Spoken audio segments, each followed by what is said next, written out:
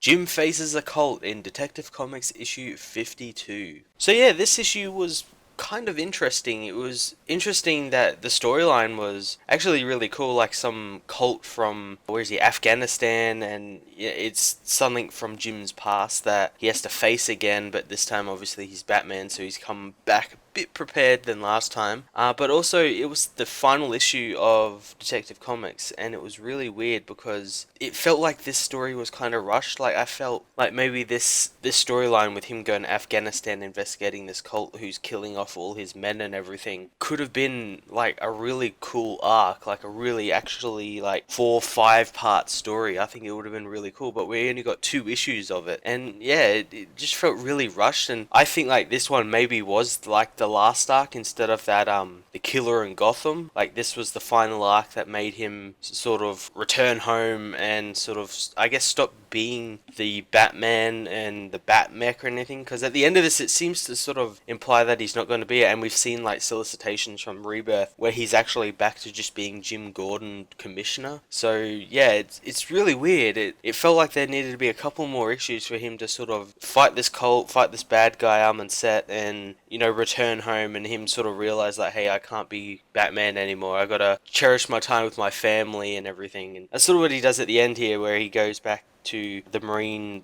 whose family got killed, who he called last issue, and sort of gives his grieving widow his dog tags and everything. I thought that was a nice little touch and everything. Other than that, it was a pretty cool issue. It obviously felt a little bit short-handed as well, but really violent as well. Like the last issue, this issue was really violent. Like the stuff they were doing in it was something that you don't really see in mainstream comics all that much. It seemed really weird. I don't know why it was all of a sudden like hyper violent and everything. There was like people being gutted and all this really violent stuff, and it was really weird, but it was really cool as well. Like that's what I think Detective Comics needs to be, since it's really detective stories in the vein as movies like Seven or The Bone Collector or something like that. They've got to be a bit gritty and everything.